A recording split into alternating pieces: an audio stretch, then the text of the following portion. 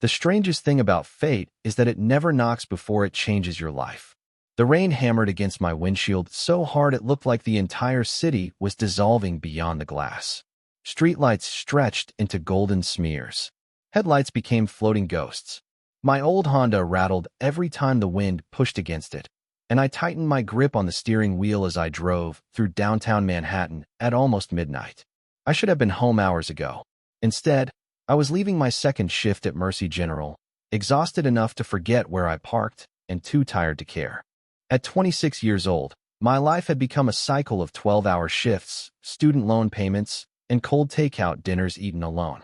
The coffee in my cup holder had gone cold 3 hours earlier, but I kept sipping it anyway. Anything to stay awake. My phone buzzed on the passenger seat. I glanced down at the screen and immediately wished I hadn't. Another message from Tyler. My ex had mastered the art of refusing to let go. We had broken up 6 months ago, yet somehow he still found reasons to appear in my inbox. I ignored the notification and focused on the road ahead. The city was quieter than usual. Rain kept most people indoors. Storefronts sat dark and empty. Traffic lights cycled through colors for streets with almost no cars. For the first time all day, I felt like I could breathe. Then I noticed the little boy standing alone on the corner. He couldn't have been older than 7. He wore a thin blue jacket that looked completely inadequate for the weather, and he stood beneath a flickering street lamp with rain soaking his dark hair. My foot hit the brake before my brain caught up. The Honda rolled to a stop near the curb. For a moment, I just stared through the windshield. A child shouldn't have been out here alone. Not at this hour. Not in weather like this. I grabbed my umbrella and stepped into the rain. Cold water immediately soaked through my sneakers. "Hey," I called gently as I approached. "Are you okay?" The boy turned toward me. His green eyes looked unusually calm for someone standing alone in the middle of a storm. He didn't appear scared. If anything, he looked annoyed. "My driver is late," he said. His voice carried the confidence of someone much older. I blinked. "Your driver?" He nodded once. "He's supposed to be here." I looked around. Empty sidewalks. Empty streets. No waiting car. No worried parent. Nothing. "How long have you been standing here?" I asked. 23 minutes. The precision of the answer caught me off guard. Rain dripped from his hair onto his shoulders. "Okay," I said carefully. "Maybe we should get you somewhere warm while you wait." The boy studied me for several seconds. Then he shrugged. "Fine." I led him beneath the awning of a nearby bakery that had already closed for the night. At least it was dry. He sat on a metal bench while I called the non-emergency city hotline. Before anyone answered, a convoy of black SUVs turned onto the street.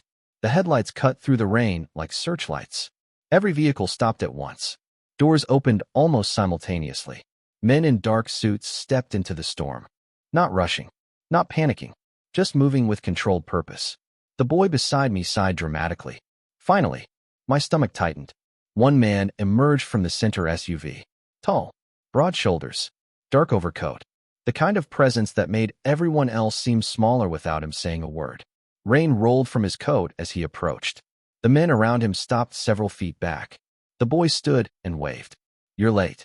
The man's expression softened for only a fraction of a second before his eyes shifted to me. Something about that look made my pulse stumble. Calm. Controlled. Dangerous only in the way a thunderstorm is dangerous. "Who are you?" he asked quietly. I opened my mouth to answer, unaware that the question was about to change everything. For a second, nobody moved. Rain drummed against the awning above us while the city seemed to hold its breath. The man stood a few feet away, waiting for my answer with a patience that somehow felt more intimidating than impatience would have been. I swallowed. "My name is Emma Carter." I found him standing alone in the rain. His eyes remained on me, sharp green eyes that looked remarkably similar to the boy's. "And you stayed?" It was not a question. "Of course I stayed," I replied. "He is a child." Something unreadable flickered across his expression. The boy rolled his eyes dramatically. "I told you she would make this a thing." The man finally looked down at him. "You disappeared for 23 minutes. 27, the boy corrected. The driver got lost." One of the suited men behind him suddenly found the sidewalk very interesting. I had the strange feeling nobody wanted responsibility for whatever conversation was about to happen. The man exhaled slowly and returned his attention to me. "Thank you for staying with him." His voice was calm, controlled. The kind of voice people listened to without realizing they were doing it. "You are welcome," I said. "But maybe someone should explain why a 7-year-old was standing alone in Manhattan during a storm." A few of the men exchanged glances. The boy smirked. The tall man almost smiled. "Almost. That is a fair observation." Before I could answer, a black umbrella appeared over my head. One of the suited men had stepped forward silently. I had been so focused on the conversation that I had forgotten I was completely soaked. Water dripped from my jacket sleeves. My hair clung to my cheeks. "You should not be standing in the rain," the man said. "Neither should your son." The words slipped out before I could stop them. The atmosphere shifted instantly. Not negatively, just differently. The boy looked pleased. The man studied me for several seconds. Then he nodded once. "You are right."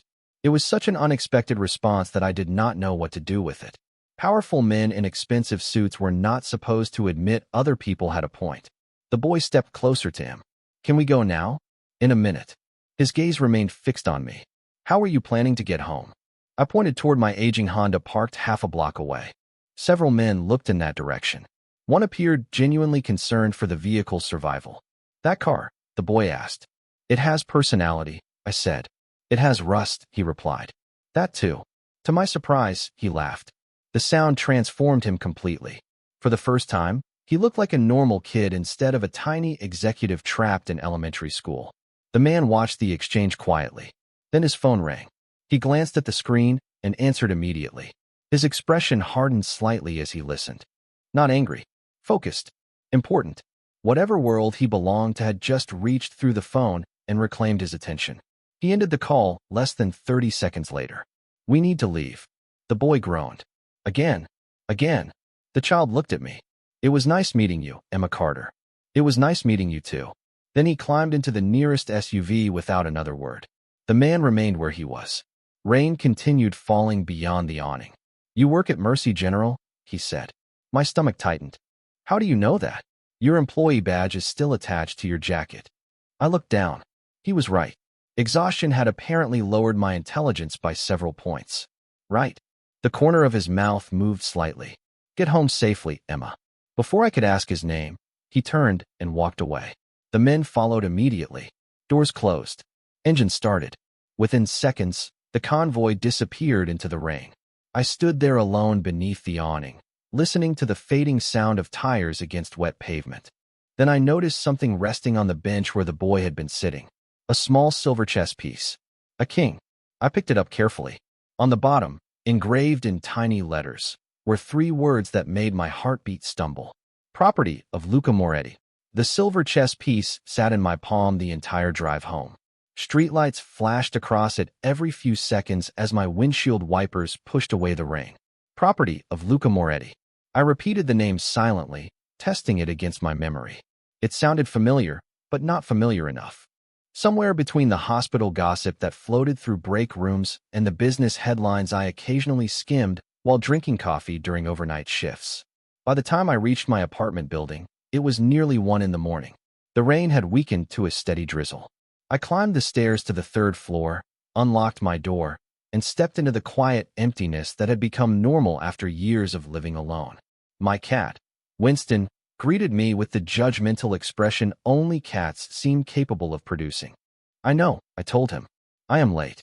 He accepted this explanation only after receiving food. I dropped onto my couch and stared at the chess piece again. It looked expensive, not flashy, just carefully made. The kind of object someone kept for years. I should have ignored it. I should have placed it in a drawer and forgotten the entire strange encounter. Instead, I opened my laptop. 10 minutes later, I understood why the name had sounded familiar. Luca Moretti was not just anybody. Article after article appeared on the screen.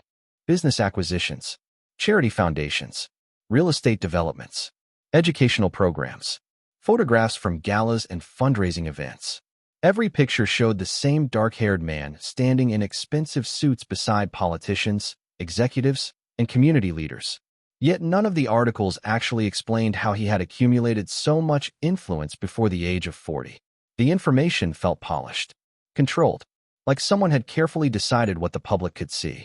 I clicked another article, then another. Every road led to the same conclusion. Powerful, wealthy, private. My eyes drifted toward a photo. Standing beside him was a younger version of the boy I had met. The caption identified him immediately. Luca Moretti and his son, Alessandro Moretti, attending a children's hospital fundraiser. I blinked. Alessandro. Not 7. Closer to 8 according to the article. Somehow that felt important. I closed the laptop. This was ridiculous. I had spent 20 minutes with a lost child and his father. That was all. People crossed paths every day. Most never saw each other again. The universe specialized in temporary encounters. Satisfied with that explanation, I went to bed. The next morning proved how wrong I was. My shift at Mercy General began at 7. By 10:30, the emergency department looked exactly like every other weekday. Phones ringing, monitors beeping, nurses moving at impossible speeds. Controlled chaos. I was updating patient charts when Sandra from admissions appeared beside me. Emma. I kept typing. What? There is a man asking for you. I frowned. Who? That is the interesting part. Her voice dropped. Nobody knows. I looked up. Sandra almost never gossiped during work hours. Whatever had her attention was serious. What do you mean nobody knows? I mean he walked through the front entrance, and somehow every administrator in the building suddenly started acting nervous. That got my attention. Nervous. Very nervous. Before I could ask another question, a hospital volunteer approached my station. Emma Carter? Yes. Someone left this for you. He handed me a small white envelope. No stamp. No address. Just my name written in elegant handwriting. My pulse quickened. Who left it? I do not know. The gentleman already left. Sandra leaned closer immediately. Open it. I slid one finger beneath the seal. Inside was a single card. Thick cream-colored paper. Expensive. Simple. 3 words written across the center. Thank you for helping him.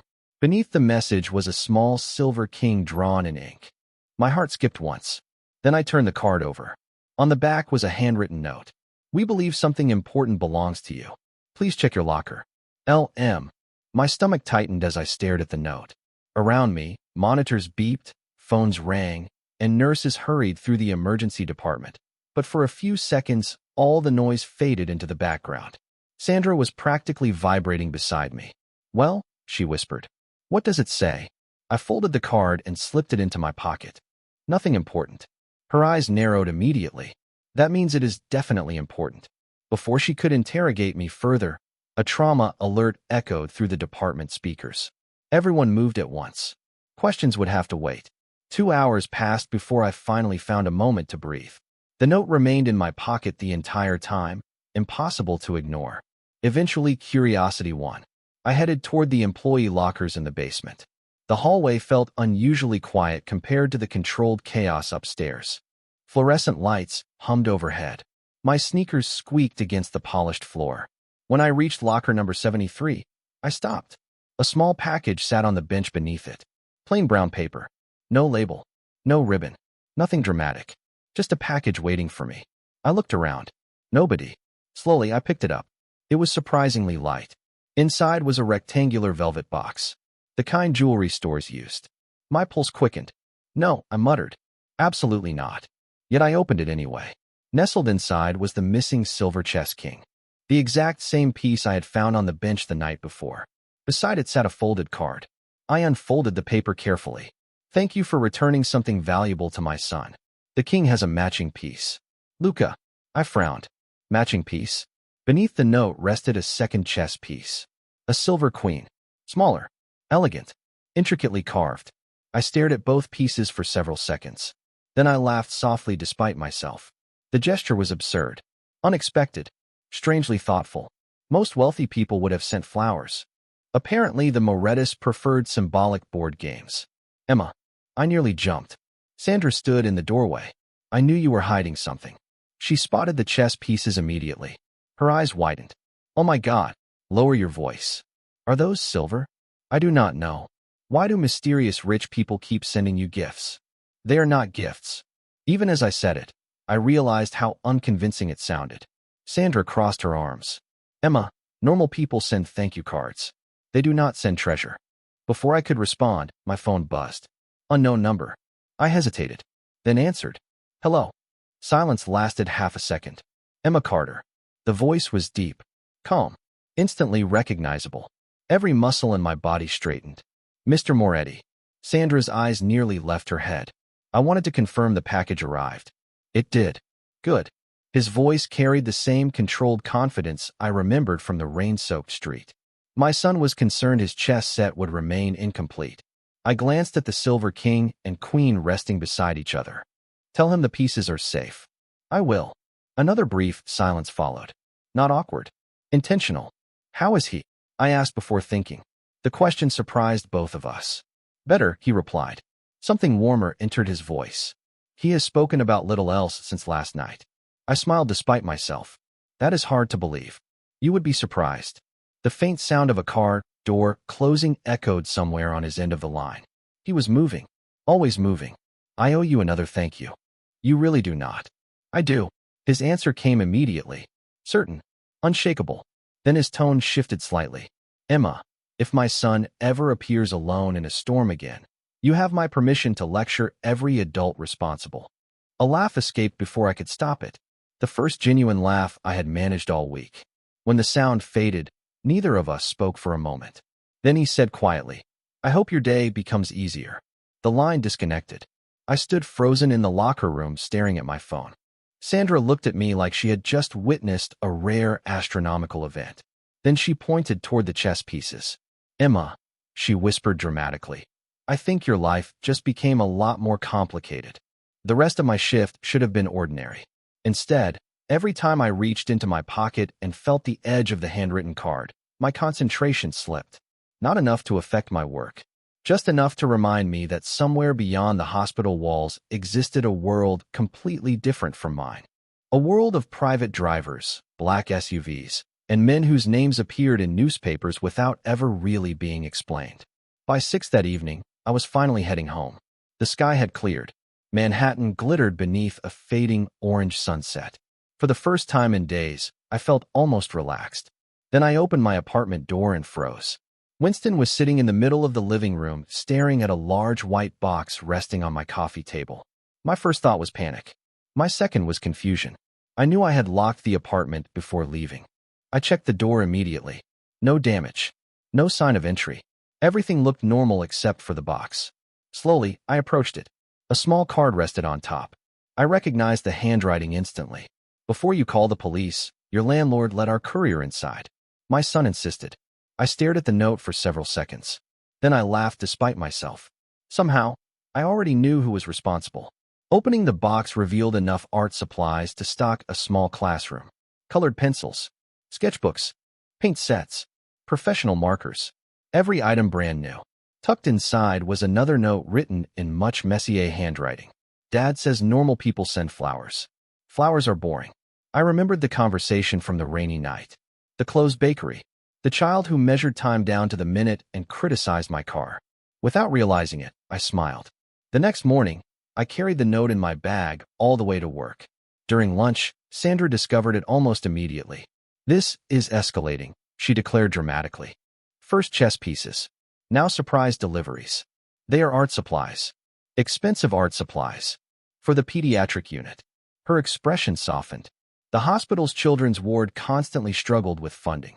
Creative programs were usually the first things cut from budgets. By the end of the week, every sketchbook had found a young owner. Every marker had been claimed. Every colored pencil had been used. Watching a frightened child forget about hospital equipment long enough to draw a superhero felt better than anything money could buy. 3 days later, my phone buzzed during a break. Unknown number again. I already knew who it was. Hello, Emma. His voice carried a hint of amusement. I heard the supplies reach their destination. I leaned against the wall outside the break room. You have people monitoring donated crayons? I have a son who demanded a full report. I laughed softly. Tell him the mission was successful. I will. For a moment, neither of us spoke. The silence felt strangely comfortable. Then he asked, how many children? What? How many benefited from the supplies? I glanced toward the pediatric wing through the glass doors. 42 so far. His answer came immediately. Good. Such a simple word. Yet it sounded genuine. Like the number mattered. Like those children mattered. The realization caught me off guard. Public articles had painted him as powerful, wealthy, untouchable. None of them had mentioned this version. The father who remembered details. The man who called to check whether children had received art supplies. Emma. Yes. Thank you. His voice lowered slightly. You turned a gesture into something meaningful. My chest tightened unexpectedly. Before I could think of a response, an announcement echoed through the hospital speakers. My break was over. I have to go. Of course. Another pause. Have a good evening. The call ended. I slipped my phone into my pocket and headed back toward the nurse's station. Halfway there, I noticed a familiar figure sitting in the waiting area. Small, dark-haired, green-eyed. Alessandro Moretti looked up from his book and grinned the moment he saw me.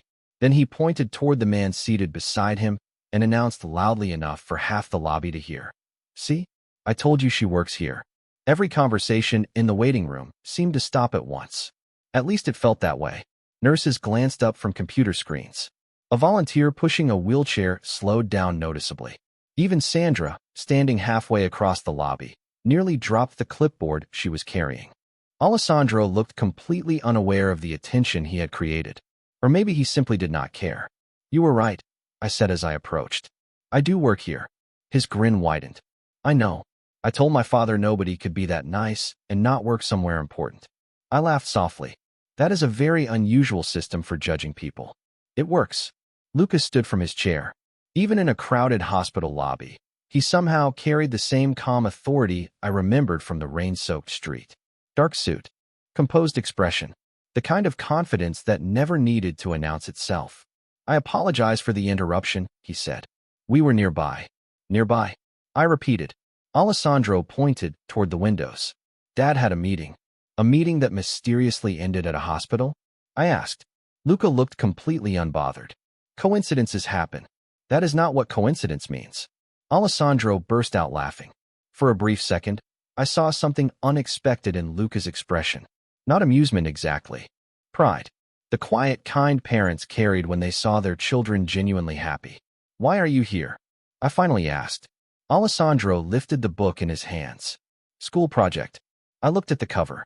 It was a children's biography about famous inventors. And the hospital is helping with that? No, he lowered his voice dramatically. I wanted to donate books. My heart softened immediately. Books? He nodded. The children upstairs looked bored when I was here last year. Last year. The casual way he said it suggested a memory that mattered more than he wanted anyone to know. I glanced toward Luca. His expression remained calm, but something in his eyes changed slightly. A father's concern. A father's memory. The realization made me choose my next words carefully. That is a wonderful idea. Alessandro brightened. Really? Really? Within 20 minutes, we were standing in the pediatric wing surrounded by carts filled with donated books. Somehow the entire visit had transformed into an unofficial event. Children gathered around excitedly. Parents smiled. Nurses took pictures. Alessandro moved from room to room, carrying stacks of books that looked almost as large as he was. Watching him interact with the patients surprised me. The confident little boy from the rainy street disappeared. In his place was someone thoughtful, gentle, patient. He sat beside one young patient for nearly 15 minutes discussing superheroes. Another child convinced him to draw dinosaurs. The resulting artwork was objectively terrible. Everyone loved it anyway. At one point, I found myself standing beside Luca near the nurse's station. Neither of us spoke immediately. We simply watched. He gets that from his mother, Luca said quietly. I turned toward him. The softness in his voice caught me off guard. The kindness. He nodded once. She believed small gestures mattered. The past tense hung between us. I did not ask questions. Some stories revealed themselves naturally. Others deserved patience. She sounds wise, I said. His gaze remained on Alessandro. She was. The answer carried the weight of memory. Not sadness exactly. Something deeper. Respect. Time passed quickly after that. Eventually, the last books were distributed. The final patient received a visit. Parents thanked everyone. Children waved goodbye. As Alessandro prepared to leave, he stopped in front of me. You should come to chess club. Chess club? I asked. Every Saturday. He pointed toward his father. He needs more people willing to beat him. Luca raised an eyebrow. I have never lost to you. That is because you cheat. I absolutely do not. You definitely do. Their argument continued all the way toward the elevators. I laughed as the doors finally closed behind them. Then I looked down. Resting on the nurse's station was a folded piece of paper. My name was written across the front in Alessandro's unmistakable handwriting. Curious, I opened it. Inside was a simple drawing. A silver king, a silver queen, and beneath them, one sentence written carefully in large letters. Dad smiles more when you are around. I stared at the note for a long time after they left. Dad smiles more when you are around. 6 simple words. 6 words that somehow felt heavier than they should have. I folded the paper carefully and slipped it into my pocket just before Sandra appeared beside me like a detective arriving at a crime scene. "What was that?" she asked immediately. "Nothing, Emma. A drawing. From the child billionaire?" I laughed. "He is not a billionaire. You do not know that." Unfortunately, she had a point. The next few days settled into an unexpected rhythm. Work remained busy. Patients came and went. Long shifts blurred together. Yet somehow the Morettas kept appearing at the edges of my week. Sometimes it was a short text message from Alessandro showing me a chess puzzle he insisted was impossible. Sometimes it was a photo of Winston that had somehow become popular among the pediatric patients after Sandra posted it on the hospital bulletin board. Once, it was a delivery of 20 new storybooks with a note that simply read, "The children finished the first collection." The strange part was how natural it all began to feel, as if they had always been there, as if a rainy night and a lost child had quietly altered the shape of my life without asking permission. Saturday arrived faster than expected. I had completely forgotten about the invitation to chess club until my phone buzzed shortly after noon. A message from an unknown number appeared on the screen. "My father says attendance improves strategic thinking." I suspect he is lying. Alessandro beneath, it was an address on the Upper East Side. I should not have gone. Rationally speaking, accepting invitations from wealthy strangers was not a habit I wanted to develop. Yet curiosity won. 40 minutes later, I stood outside one of the most impressive brownstones I had ever seen. The building looked elegant rather than flashy. Old money. Quiet confidence. The kind of place that did not need to prove anything. Before I could ring the bell, the front door opened. Alessandro stood there grinning. "You came." Apparently I did. "Good. Dad owes me $20. "Why?" "He thought you would say no." I stepped inside laughing. The interior somehow surprised me even more. Warm lighting. Bookshelves. Family photographs. Comfortable furniture. Nothing about it matched the cold image I had unconsciously built from newspaper articles. It looked like a home. A real one. "Emma." I turned. Luca stood at the far end of the hallway wearing a dark sweater instead of a suit. The difference was startling. He looked less like a public figure and more like an ordinary father spending a weekend with his son. "You lost a bet?" I asked. His eyebrow lifted slightly. "Apparently." Alessandro looked delighted. "Pay up." Luca handed him a folded $20 bill without argument. "This is the happiest day of my life," Alessandro announced. "That seems excessive." You did not lose $20. The chess club turned out to be far smaller than expected. 3 neighborhood children. An elderly retired teacher. Alessandro. Luca. And now me. The afternoon passed faster than it should have. Laughter replaced competition. Conversations replaced awkwardness. At one point I looked up from a chessboard and realized something unusual. I was happy. Not the temporary happiness of good news or a lucky day. Something quieter. Deeper. The kind that arrived when you stopped paying attention and simply enjoyed where you were. As sunset painted the windows gold, I prepared to leave. Alessandro was already planning rematches for next week. Luca walked me to the front door. For a moment, neither of us spoke. The city hummed softly beyond the glass. "Thank you for coming," he said. "Thank you for inviting me." A small smile appeared. Genuine. Unguarded. Then his expression shifted as his phone vibrated. He glanced at the screen. The warmth disappeared immediately, replaced by focus. Not fear. Not concern. Just the look of someone preparing for something important. When he looked back at me, his voice remained calm. "Emma." "Yes." "If anyone unusual asks questions about me, please tell me." The request caught me completely off guard. Then he added quietly, "I think someone has been watching the hospital." The drive home that evening felt different. Luca's warning repeated in my mind with every traffic light and every turn. I told myself I was overthinking it. Hospitals attracted all kinds of people. Curious visitors, journalists, concerned families. The idea that someone might specifically be watching Mercy General sounded dramatic. Yet something in his voice had prevented me from dismissing it completely. The next morning began like every other shift. Coffee, charts, Controlled chaos. By noon, I had almost convinced myself the conversation was unimportant. Then I saw him. A man sat alone in the waiting area, near the pediatric wing. Nothing about him looked unusual at first glance. Mid-40s. Gray jacket. Newspaper folded on his lap. But every time I passed through the corridor, he was still there. Not speaking to anyone. Not meeting a patient. Just watching. The feeling settled into my stomach slowly. Uneasy. Persistent. 3 hours later, he remained in the same chair. Sandra noticed him too. That guy has been here forever, she whispered. Family member? I do not think so. Maybe he likes hospital food. Nobody likes hospital food. She nodded thoughtfully. Good point. The man finally left shortly before sunset. I should have forgotten about it. Instead, I found myself remembering Luca's exact words. If anyone unusual asks questions about me, please tell me. By the time my shift ended, I had made a decision. The phone rang only once. Emma. Somehow he always sounded as though he had expected my call. I think I might have seen someone. Silence followed. Not alarmed. Focused. Tell me. I described the man. The waiting room. The newspaper. The hours spent observing people without interacting with anyone. Luca listened without interrupting. When I finished, he remained quiet for several seconds. Thank you. You think it matters? I think you trusted your instincts. His answer was careful. Measured. That is usually important. I leaned against the hospital wall outside. Evening sunlight reflected from nearby windows. Who would be watching a hospital? Another pause. Longer this time. Sometimes people become curious about things that do not concern them. The answer explained nothing.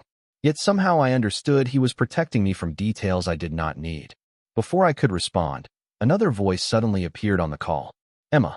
Alessandro. Loud. Enthusiastic. Impossible to mistake. Dad says I am interrupting important business. You absolutely are, Luca replied in the background. Good. Alessandro sounded pleased. I have news. What kind of news? I won my chess tournament. I smiled immediately. That is amazing. I know. Modesty clearly runs in the family. Dad lost that battle years ago. Somewhere on the other end, I heard Luca laugh. A genuine laugh. Rare enough that it caught my attention. We spoke for several minutes. Chess. School. Books. Ordinary things. The conversation felt surprisingly normal considering how unusual the circumstances were. Eventually, Alessandro surrendered the phone. Good night, Emma. Good night. The line went quiet for a moment before Luca spoke again. Thank you. For what? For treating him like a child instead of a headline. The words lingered. I looked across the parking lot toward the city skyline, glowing gold beneath the setting sun. He makes that easy. His answer came softly. Not everyone does. After the call ended, I stood there for a while watching the evening settle over Manhattan. Then my phone vibrated once more. A new message had arrived from an unknown number. There was no greeting, no explanation, only a photograph. The image showed me leaving the hospital less than 10 minutes earlier. And beneath it, a single sentence. You should be careful who you spend time with. My heart stopped for exactly 1 second. The photograph filled my screen. Me walking through the hospital parking lot. Me looking down at my phone. Me completely unaware that someone had been standing nearby with a camera. The image was clear enough to make my stomach tighten. The message beneath it was even worse. You should be careful who you spend time with. I read it 3 times. Then 4. Every instinct told me not to panic. Unfortunately, instincts and emotions rarely listen to each other. The city suddenly felt different. Louder. Colder. The evening traffic seemed farther away. I forced myself to breathe and examine the image again. There was nothing else. No name. No explanation. No demand. Just a warning. Or a threat. I could not tell which. My thumb hovered over Luca's contact information. For several seconds I hesitated. Then I called. He answered immediately. Emma. Something in his voice changed the moment he heard my silence. What happened? I forwarded the photograph without speaking. Less than 10 seconds later his phone went quiet. When he returned, every trace of warmth had disappeared from his voice. Not anger. Focus. Where are you? Hospital parking lot. Go back inside. Luca, please. The single word stopped me. Not because it sounded commanding. Because it sounded concerned. I turned and walked back toward the entrance. Bright hospital lights spilled across the pavement as automatic doors opened. Nurses moved through the lobby. Visitors sat in waiting areas. Normal life continued around me. Somehow that helped. I am inside. A breath escaped on the other end of the call. Good. I sat near the reception desk and waited while he remained silent for nearly a minute. Finally, he spoke again. You did the right thing by telling me. Do you know who sent it? Not yet. The honesty surprised me. Powerful people were supposed to have immediate answers. Luca apparently preferred truthful ones. Emma. Yes. This is not your fault. I looked down at the photograph again. It feels like it is. It is not. His answer came without hesitation. Someone made a choice. That choice belongs to them. For the first time since receiving the message, my pulse began to slow. We spoke for another few minutes before ending the call. He promised to keep me informed. I promised not to leave the hospital alone until my anxiety stopped convincing me every stranger was carrying a camera. By the time I finally reached home, exhaustion outweighed fear. Winston greeted me at the door demanding dinner as if nothing unusual had happened. Cats truly believe the world existed solely for their convenience. The next morning, I woke to a knock on my apartment door. My first reaction was panic. My second was embarrassment about panicking. Through the peephole, I saw a familiar face. Alessandro. I opened the door immediately. What are you doing here? Dad said I could not come. That does not answer the question. Exactly. He stepped inside carrying a paper bag. Luca followed a moment later looking significantly less pleased. I told him to stay in the car. And? I asked. He ignored me. Alessandro handed me the bag proudly. Inside was a container of blueberry muffins. Peace offering, he explained. For the weird picture thing. I stared at him. You know about that? Dad tells me things. Luca sighed. Not enough things, apparently. For the first time in 24 hours, I laughed. A real laugh. The tension cracked. Not completely. Just enough. Alessandro looked satisfied with himself. See, he announced. Problem solved. Luca shook his head, but there was no hiding the faint smile that appeared. Then Alessandro reached into his backpack and pulled out a folded chessboard. Now that everyone is done being dramatic, he declared, we have a game to finish.